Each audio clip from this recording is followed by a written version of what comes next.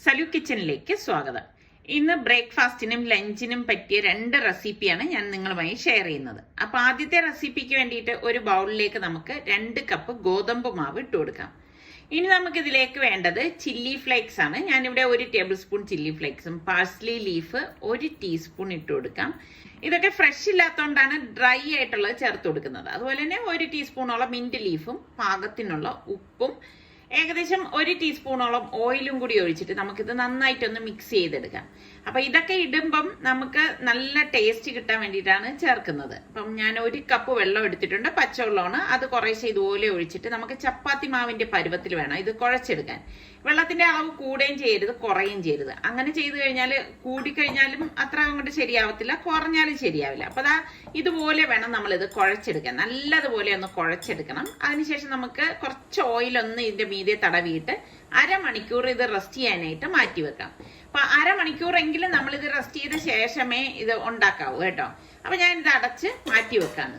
ഈ സമയം നമുക്ക് ഇതിന്റെ ഫില്ലിങ്ങിന് വേണ്ടിയിട്ട് ഞാൻ ഒരു പാനിലേക്ക് 2 മുട്ട പൊട്ടിച്ച് ഒഴിച്ചു കൊടുക്കാണ്.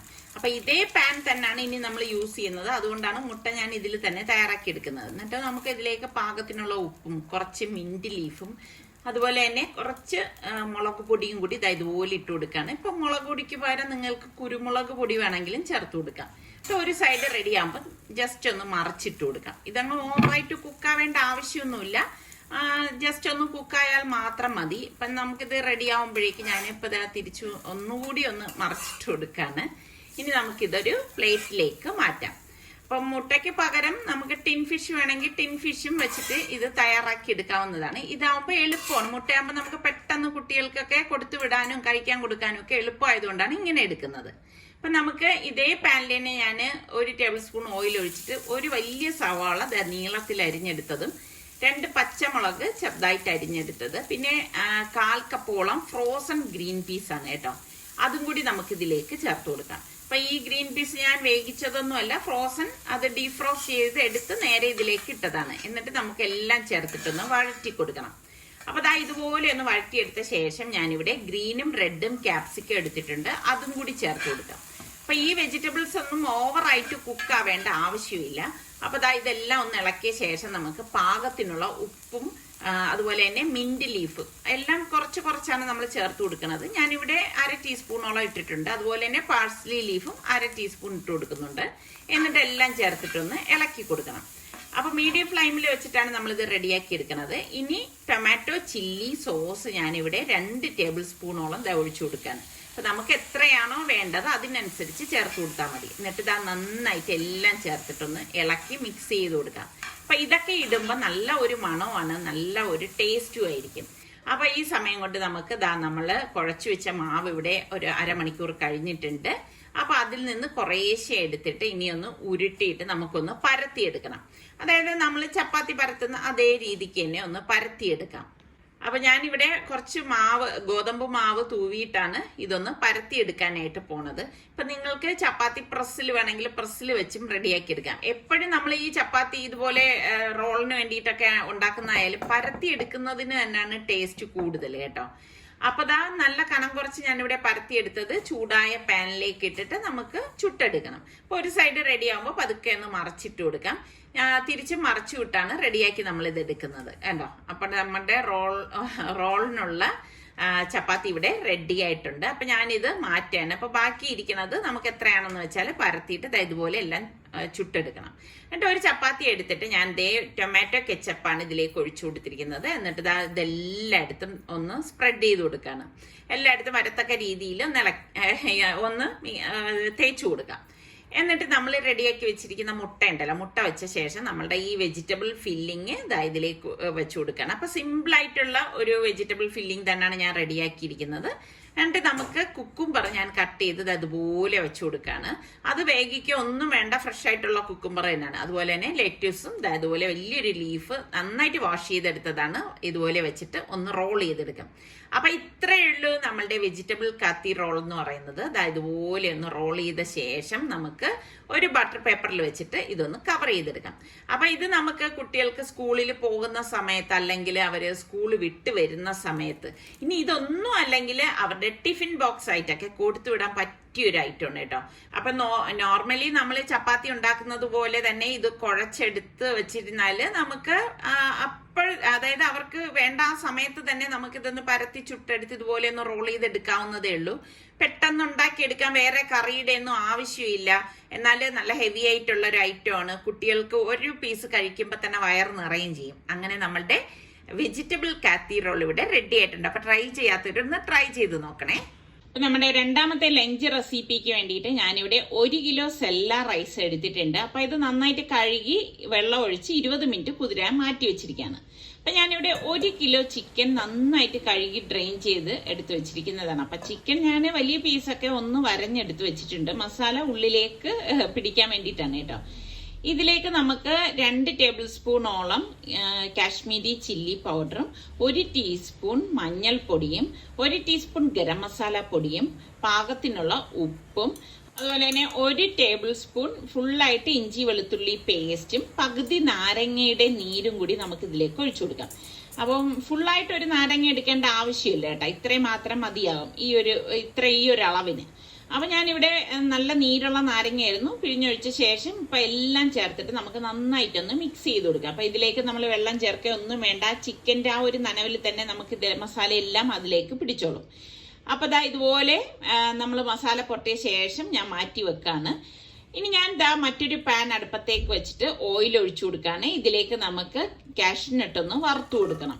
അപ്പൊ ഞാൻ ഒരു ഗോൾഡൻ കളർ ആകുന്നത് വരെ നമുക്ക് ഈ അണ്ടിപ്പരിപ്പൊന്ന് വറുത്തെടുക്കാം. അപ്പൊ ഗോൾഡൻ കളർ ആകുന്ന ആ ഒരു സമയത്ത് ഈ ഒരു ടൈമിൽ നമുക്ക് ഇതിലേക്ക് കിസ്മിസും കൂടി ചേർത്ത് കൊടുക്കാണ്. അപ്പൊ ആദ്യമേ നമ്മൾ കിസ്മിസ് ചേർത്ത് കഴിഞ്ഞാൽ കരിഞ്ഞു പോകും. അതുകൊണ്ടാണ് ആദ്യം കാഷ്നട്ട് വറുത്തിട്ട് നമ്മൾ കിസ്മിസ് ഇതിലേക്ക് ചേർത്ത് കൊടുക്കുന്നത്. അപ്പൊ ഇത്രയും മാത്രം മതിയാകും. അപ്പൊ ഇതുപോലെ ഗോൾഡൻ കളർ ആവുമ്പോൾ നമുക്കിത് എണ്ണയിൽ നിന്ന് മാറ്റാം. അപ്പൊ നമുക്ക് സെപ്പറേറ്റ് ആയിട്ട് വേണമെങ്കിലും ഇത് വറുത്തെടുക്കാം. അപ്പൊ ഞാൻ ഇതേ എണ്ണയിൽ തന്നെയാണ് സവാള വറുത്തെടുക്കാൻ പോണത്. ഞാനിവിടെ ഒരു 3 വലിയ സവാള സ്ലൈസ് ചെയ്തത് കുറേശ്ശെ എണ്ണയിലേക്ക് ഇതുപോലെ ഇട്ടിട്ട് 2-3 ട്രിപ്പായിട്ട് നമുക്കിത് വറുത്തെടുക്കണം.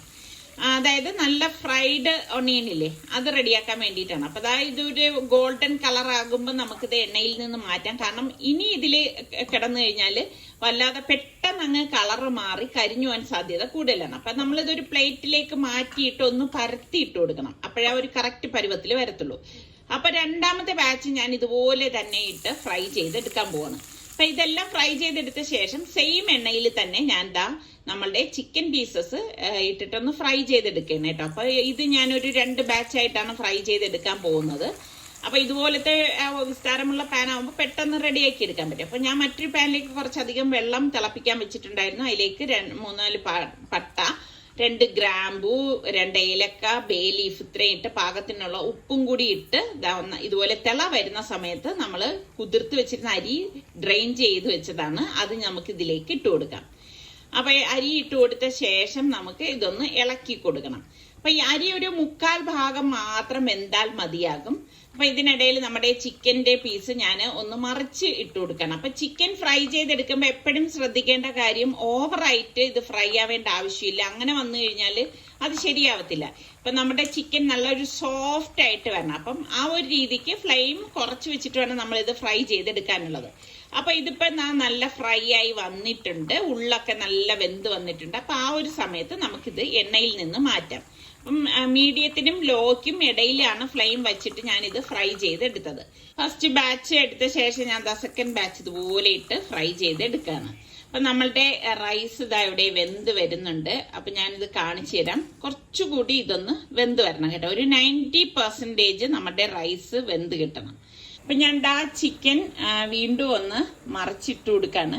അപ്പൊ ഇത് ഞാൻ പറഞ്ഞത് പ്രത്യേകം ശ്രദ്ധിച്ചേക്കണം, ഓവറായിട്ട് ഫ്രൈ ആവാൻ പാടില്ല, എങ്കിൽ അത് ഹാർഡായി പോകും. അപ്പൊ നമ്മളുടെ റൈസ് ഇവിടെ പാകത്തിന് വെന്ത് വന്നിട്ടുണ്ട്. അപ്പൊ നമുക്കിനി ഇതൊന്ന് ഡ്രെയിൻ ചെയ്തെടുക്കണം.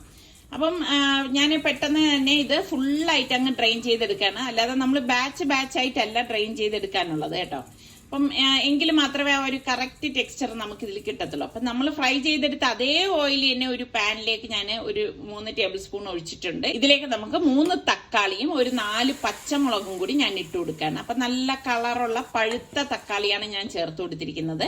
എന്നിട്ട് ഇതാ നമുക്ക് എല്ലാം ചേർത്തിട്ട് ഇളക്കി കൊടുത്ത ശേഷം 2 ടീസ്പൂൺ മുളക് പൊടി ഇതിലേക്ക് ഇട്ട് കൊടുക്കാം, 1/2 ടീസ്പൂൺ മഞ്ഞൾപ്പൊടി, 1 ടീസ്പൂൺ ഗരം മസാല പൊടി, 1 ടീസ്പൂൺ മല്ലിപ്പൊടി, പാകത്തിനുള്ള ഉപ്പ്, ഇത്രയും കൂടി ചേർത്ത ശേഷം നമുക്ക് ഇത് നന്നായിട്ടൊന്ന് ഇളക്കി യോജിപ്പിച്ചെടുക്കണം. അതായത് ആ മസാലയും തക്കാളിയും എല്ലാം കൂടി യോജിക്കത്തക്ക രീതിയിൽ വേണം നമ്മൾ ഇതൊന്ന് ഇളക്കിയെടുക്കാൻ. അപ്പൊ ഞാൻ ഫ്ലെയിം മെല്ലെ ഒന്ന് കൂട്ടി കൊടുത്തിട്ടുണ്ട്. എന്നിട്ട് നമ്മൾ ഫ്രൈ ചെയ്ത് വെച്ചിരിക്കുന്ന ഉള്ളിയില്ലേ, ആ ഉള്ളി ഫുള്ളായിട്ട് നമുക്ക് ഇതിലേക്ക് ചേർത്ത് കൊടുക്കുകയാണ് ചെയ്യണത്. അതോടൊപ്പം തന്നെ 1 ടേബിൾ സ്പൂൺ ഇഞ്ചി വെളുത്തുള്ളി പേസ്റ്റും കൂടി ചേർത്ത് എല്ലാം കൂടിയിട്ട് ഒന്ന് യോജിപ്പിച്ചു കൊടുക്കാം. അപ്പൊ ഇതൊരു വ്യത്യസ്തമായിട്ടുള്ള ടേസ്റ്റ് ആണ് കേട്ടോ ഈ ഒരു ബിരിയാണിക്ക്. എല്ലാം ചേർത്ത് ഇളക്കിയ ശേഷം കുറച്ച് പുതിനയിലയും കുറച്ച് മല്ലിയിലയും കൂടി നമുക്ക് ഇതിലേക്കൊന്ന് കട്ട് ചെയ്തിട്ട് കൊടുക്കാം. ഇട്ട് കൊടുത്ത ശേഷം നമുക്ക് വീണ്ടും ഇതെല്ലാം കൂടിയിട്ട് ഒന്ന് യോജിപ്പിച്ചെടുക്കാം. അപ്പൊ പെട്ടെന്ന് തയ്യാറാക്കി എടുക്കാൻ പറ്റുന്ന ഒരു മസാല തന്നെയാണ്. ഇനി നമുക്ക് ഫ്രൈ ചെയ്ത് വെച്ചിരിക്കുന്ന നമ്മുടെ ചിക്കൻ പീസസ് ഉണ്ടല്ലോ, അത് ഫുള്ളായിട്ട് നമുക്ക് ഇതിലേക്ക് ഇട്ടിട്ട് എല്ലാം ചേർത്തൊന്ന് മിക്സ് ചെയ്ത് കൊടുക്കണം. അപ്പൊ ഇതിലേക്ക് ഒട്ടും വെള്ളം ചേർക്കരുത്. വെള്ളത്തിന്റെ ഒരംശം പോലും ഞാൻ ഇതിലേക്ക് ചേർക്കുന്നില്ല, അത് പ്രത്യേകം ശ്രദ്ധിച്ചേക്കണം. അപ്പൊ എല്ലാം, അതായത് ആ മസാലയും ചിക്കനും ഒക്കെ യോജിക്കത്തക്ക രീതിയിൽ നമുക്കിതൊന്ന് ഇളക്കി മിക്സ് ചെയ്ത് കൊടുക്കണം. അപ്പൊ അടി ചേർത്ത് വേണം നമ്മളിത് ഇളക്കി എടുക്കാനുള്ളത്. അപ്പൊ എല്ലാം ഇവിടെ കറക്റ്റ് ആയിട്ട് യോജിച്ച് വന്നിട്ടുണ്ട്. അപ്പൊ ഇങ്ങനെ പൊടിഞ്ഞു പോവാത്ത രീതിയിൽ നമ്മളിത് ഇളക്കിയെടുക്കാൻ പ്രത്യേകം സൂക്ഷിക്കണം. എന്നിട്ട് നമുക്ക് റൈസ് വേവിച്ച് അതേ പാനിൽ തന്നെ ഈ ചിക്കനും മസാലയും കൂടി ഞാൻ ഒരു ലെയർ ഇതുപോലെ വെച്ചു കൊടുക്കാണ്. വെച്ചു കൊടുത്ത ശേഷം നമ്മൾ ഊറ്റി വെച്ചിരിക്കുന്ന റൈസ് കുറേശ്ശെ നമുക്ക് ഇതിലേക്ക് ചേർത്ത് കൊടുക്കാം. എന്നിട്ടൊന്ന് ലെവൽ ചെയ്ത് കൊടുക്കണം. റൈസ് ഞാൻ ഇതുപോലെ ഇട്ടിട്ടാണ് ലെവൽ ചെയ്ത് കൊടുക്കണത്. അപ്പൊ എല്ലായിടത്തും അതായത് മിക്സ് ആകത്തക്ക രീതിയിൽ വേണം നമ്മളിത് ലെവൽ ചെയ്ത് കൊടുക്കാൻ. എന്നിട്ട് ഞാനിവിടെ പെർമിറ്റഡ് യെല്ലോ ഫുഡ് കളറ് ഞാൻ കുറച്ച് 2-3 ഡ്രോപ്പ് ഇതുപോലെ ഒഴിച്ചു കൊടുക്കാണ്. അത് ഓപ്ഷണലാണ്. പിന്നെ വറുത്ത അണ്ടിപ്പരിപ്പും കിസ്മിസും മല്ലിയിലയും പുതിനയിലയൊക്കെ ഞാൻ ഇതിലേക്ക് ചേർത്തിട്ടുണ്ട്. നോർമലി നമ്മൾ ബിരിയാണിക്ക് സെറ്റ് ചെയ്യുന്നത് പോലെ തന്നെയാണ്. പിന്നെ റൈസ് ഇട്ടിട്ട് ഈ ഫുള്ളായിട്ടുള്ള ഈ ചിക്കന്റെ മസാല ഉണ്ടല്ലോ, ചിക്കന്റെ മസാലയും ഞാൻ ഇതിലേക്ക് ചേർത്ത് കൊടുക്കണം. അപ്പൊ പെട്ടെന്നൊരു ഗസ്റ്റ് വരെയൊക്കെ ആണെങ്കിൽ നമുക്ക് എളുപ്പം റെഡിയാക്കി എടുക്കാൻ പറ്റുന്ന ഒരു ഐറ്റം ബിരിയാണി തന്നെയാണ് കേട്ടോ ഇത്. നല്ല ടേസ്റ്റുമാണ്. ചിലർക്കാണെങ്കിൽ ബിരിയാണി ഉണ്ടാക്കുമ്പോഴേക്കും ഇങ്ങനെ വെന്ത് കുഴഞ്ഞതുപോലത്തെ, അതായത് കുഴഞ്ഞതുപോലത്തെ ബിരിയാണിയാണ് ഇഷ്ടം. ഇപ്പൊ നമുക്കൊക്കെ ആണെങ്കിൽ ഇങ്ങനെ റൈസ് വിട്ട് നിൽക്കുന്ന ആ ഒരു ബിരിയാണിയാണ് ഇഷ്ടം. അപ്പൊ ഇതില് നിങ്ങൾക്ക് ഏത് ടൈപ്പാണ് ബിരിയാണി ഇഷ്ടം എന്ന് കൂടി ഒന്ന് കമന്റ് ചെയ്യണേ. അപ്പൊ ഞാൻ വീണ്ടും അത് മസാലയൊക്കെ ഇട്ട ശേഷം നമ്മളുടെ റൈസ് ഇതിന് മീതെ ഇട്ട് കൊടുക്കാണ്. അപ്പൊ ഞാൻ നേരത്തെ പറഞ്ഞതുപോലെ നോർമലി നമ്മള് ഡം ചെയ്യണത് പോലെ തന്നെയാണ് ബാക്കിയുള്ള കാര്യങ്ങളൊക്കെ ചെയ്തെടുക്കുന്നത്. അപ്പൊ ഇതിലേക്ക് നമുക്ക് സാഫ്രോൺ വേണമെങ്കിൽ കയ്യിൽ ഇരിപ്പുണ്ടെങ്കിൽ കുറച്ച് പാലിൽ ചാലിച്ച് ഇതിലേക്ക് ഒഴിച്ചു കൊടുത്താലും മതി. ഇപ്പൊ ഞാൻ സാഫ്രോൺ അല്ല, കുറച്ച് യെല്ലോ പെർമിറ്റഡ് ഫുഡ് കളറാണ് യൂസ് ചെയ്തിരിക്കുന്നത്. അതുപോലെ തന്നെ കുറച്ച് അധികം മല്ലിയെല്ലാം നമ്മൾ ഇതിന്റെ മീതെ ഇതുപോലെ ഒന്ന് കട്ട് ചെയ്തിട്ട് കൊടുക്കുക. അപ്പൊ എല്ലാം കൂടി പിന്നെ ഡമ്മായി വരുമ്പോൾ നല്ല ടേസ്റ്റ് ആയിരിക്കും കേട്ടോ. പിന്നെ 1 ടേബിൾ സ്പൂണോളം നെയ്യും കൂടി ഞാൻ ഇതിലേക്ക് ഒഴിച്ചു കൊടുക്കാണ്. അന്നേലേ ഒരു കറക്റ്റ് മണമൊക്കെ കിട്ടത്തുള്ളൂ. പിന്നെ കുറച്ചധികം പുതിനയില, അണ്ടിപ്പരിപ്പ്, കിസ്മിസ്, അതുപോലെ തന്നെ നമ്മൾ വറുത്ത് വെച്ചിരിക്കുന്ന സവാള, ഇത് ഇത്രയും കൂടി ഇതിലേക്ക് ഇതുപോലെ ഒന്ന് ഇട്ട് കൊടുക്കും. ഇട്ട് കൊടുത്ത ശേഷം നമുക്കിനി അടച്ചു വെച്ചിട്ട് ഫ്ലെയിം നന്നായിട്ട് കുറച്ച് ഒരു 10 മിനിറ്റ് ഡം ചെയ്തെടുക്കണം. അപ്പൊ ഇതിനിടയിൽ ഞാൻ നോക്കിയപ്പോ നമ്മളുടെ വീടിന്റെ ഫ്രണ്ടിലാണ് കേട്ടോ, ഞങ്ങളുടെ വീട്ടിലല്ല അടുത്ത വീട്ടിലുള്ളതാണ്. ഇങ്ങനെ ഫാഷൻ ഫ്രൂട്ടൊക്കെ ഇങ്ങനെ ബൾബ് കണക്കാണ് തൂങ്ങി നിൽക്കുന്നത്, നല്ല രസമുണ്ട് കേട്ടോ. അപ്പൊ 10 മിനിറ്റ് കഴിഞ്ഞ ശേഷം ഞാൻ അടപ്പൊക്കെ മാറ്റി ഒന്ന് ഇനിയിപ്പോ ഇളക്കിയെടുക്കണം. ശരിക്കും നല്ല ഒരു മണം വരുന്നുണ്ട് കേട്ടോ. അതായത് ആ മസാലയും അതായത് ഈ റൈസും മല്ലിയിലയും പുതിനയിലയും നെയ്യും ഒക്കെ ചേർന്നിട്ടുള്ള നല്ല ഒരു മണമാണ്. അപ്പോൾ ഇത് നമുക്ക് അടി ചേർത്ത് വേണം ഇളക്കിയെടുക്കാനുള്ളത്. ശരിക്കും പറഞ്ഞ് ഇങ്ങനത്തെ ബിരിയാണിയൊക്കെ നമ്മൾ ഉണ്ടാക്കി വെച്ചിട്ട് പിറ്റേ ദിവസം ചൂടാക്കി കഴിക്കുമ്പോഴേക്കും ഭയങ്കര ടേസ്റ്റാണ് കേട്ടോ. അപ്പൊ ഇതാണ് നമ്മുടെ ബിരിയാണി. അപ്പൊ ഞാനത് സെർവ് ചെയ്യാനായിട്ട് ഒരു പ്ലേറ്റിലേക്ക് വലിയൊരു താലത്തിലേക്ക് മാറ്റുവാണ്. അപ്പൊ ഇന്നത്തെ ഈ 2 റെസിപ്പി നിങ്ങൾക്ക് എല്ലാവർക്കും ഇഷ്ടമായെന്ന് വിശ്വസിക്കുന്നു. അപ്പൊ സബ്സ്ക്രൈബ് ചെയ്യാതെ കാണുന്ന ആരെങ്കിലും ഒക്കെ ഉണ്ടെങ്കിൽ നിങ്ങൾക്ക് നമ്മുടെ ചാനൽ ഇഷ്ടപ്പെട്ടാൽ സബ്സ്ക്രൈബ് ചെയ്യാൻ മറന്നു വരുതേ. അടുത്ത നല്ല റെസിപ്പിയോ വ്ളോഗോ ആയിട്ടൊക്കെ വരുന്നത് വരെ എല്ലാവർക്കും ബൈ.